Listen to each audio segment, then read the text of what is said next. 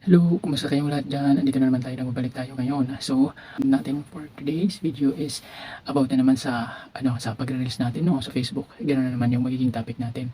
Kasi marami ang laging namamali sa doon sa pagre-release. Ganito yung topic natin ngayon, di ba, pabalik-balik tayo. Ang topic natin ngayon ay paano ba mapapanatili na walang violation yung mga Facebook account natin no kapag nag-upload tayo ng video. So, yun ang pag-usapan natin. So, bago yan guys, ang gagawin natin ay bago yan guys, kung hindi ka pa nakasubscribe sa aking channel, subscribe ka muna, then open mo na rin yung notification bell para lagi kang updated kasi palagi na tayo mag-upload ng video at kailangan na natin para tayo ay kumita ng pera. Sa hirap ng panahon ngayon, kailangan na. Go. Tapos ganito, ito based to sa experience ko guys.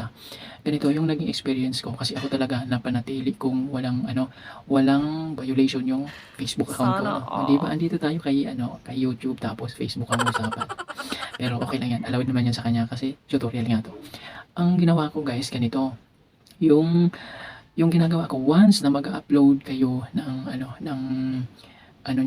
video, kasi ganito ang ginagawa ko. Kapag nag-upload ako ng video, pumunta kayo after 30 minutes, pumunta kayo doon sa sa support inbox kasi lahat ng mga violation, kapag halimbawa nag-upload ka ngayon, yung violation mo mag-a-appear agad doon sa support inbox, doon makikita. Kasi kung after 30 minutes after na ma-upload mo yung video mo, punta ka doon sa support inbox. Tapos pumunta ka rin, lagi mong bibisitahin, wag mong kakalimutan yung profile recommendation mo. Dapat lagi mo yon daily. Kapag halimbawa nag-upload ka ng video, mapa-reels man yan, mapa-live man, or yung anong tawag doon, yung video, lagi mong double check yung support inbox tapos profile recommendation. Kasi once na okay yon after 30 minutes or 1 hour ng pagka-upload mo ng video, doon lalabas doon kasi nire-review agad yun ni Meta yung video nyo, makikita nyo doon.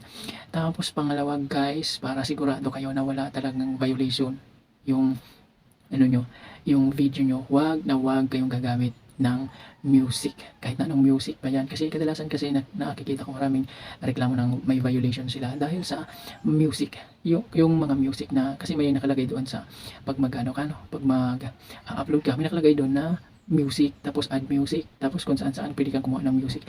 Yun guys, kasi yun, copyright yun, kahit na naandun yun, pwede mo ilagay doon sa mga gustong ma-monetize, doon sa mga nag-open ng mga professional dashboard, lalo na doon, mag-iingat kayo doon kasi copyright yun. Yung mga may-ari ng kanta, hindi nila pinapayagan yung mga users na gumamit ng kanilang kanta.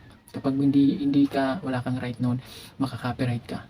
Saka ngayon mayroon naman tayo guys, yung ginawa si Facebook, di ba, napaka good news, yung sarili niya talagang music na pinapagamit niya, walang copyright talaga. Yung mga sikat na, sabi nila na sikat na music ni Facebook, tama yun, ginamit ko yun paulit-ulit sa video ko hanggang ngayon. Wala talaga siyang violation.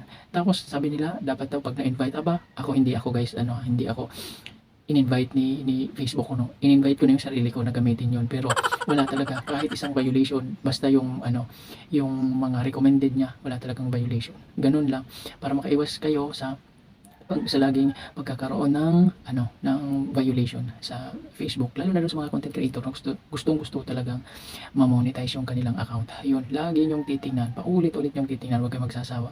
Yun na yung profile recommendation, tapos pangalawa yung support inbox. Once na mag-upload kayo, kailangan yung pumunta doon. Tapos huwag kayong gagamit ng mga music. Okay lang ganito, di ba? Nag-video tayo, no? Plain. Okay na yan. At least walang violation. Yun lang naman ang pinakamahalaga dyan para manatiling kaya yun, alam nyo guys, ako yung Facebook ko, ang tagal na walang violation talaga.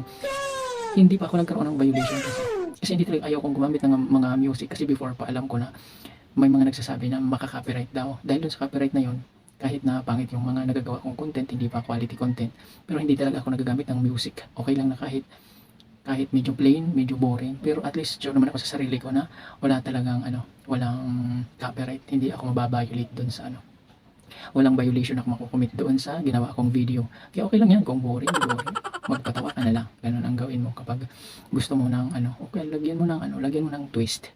Alam mo yung twist? Di ko alam, basta alam ko kasi may twist, basta yun na yun. Ganun na lang ang gawin nyo. Basta, yun lang guys. O, hanggang dito na lang yung video natin ha. Lagi nyo tatandaan. Kapag mag-upload kayo ng video, siguraduhin nyo na tinitingnan nyo yung profile recommendation at saka yung ano nyo, support inbox para mapanatili nyo walang violation na makukumit yung mga account nyo para mas mabilis kayong ma-invite. Kasi ako guys, di ba napahaba tayo? Kasi ako guys, nagtaka ko, hindi ko pa expected na may invite ako for setup. Walang wala sa loob ko. Pero ayun, na biglang agad-agad, sabi ko, ang bilis naman. Hindi ko nga alam kung natapos ko ba yung 60 minutes, 60k view, 60 minutes k views. Basta ang bilis niyang nagpa-set up sa akin. Kaya, ganoon na lang ang gawin nyo guys. Lagi nyo i-double check yun. Tapos wag lang yung music yun. Pag ginawa nyo yun, mapapanatili din yung malinis yung account nyo. Di mapapabilis kayo ma-approve, ma-invite doon kay Meta. So ayun guys, yun lang muna yung mga ma-share natin for today's video. So ayun guys, sinasabi ko sa inyo follow, hindi pa na follow. Ayun guys, na lang, subscribe na lang kayo sa aking YouTube channel. Then comment na lang kayo kung ano yung mga gusto nyo pang malaman para magawa natin ang tutorial. Ayun, so guys, dito na muna. Maraming salamat. Thank you.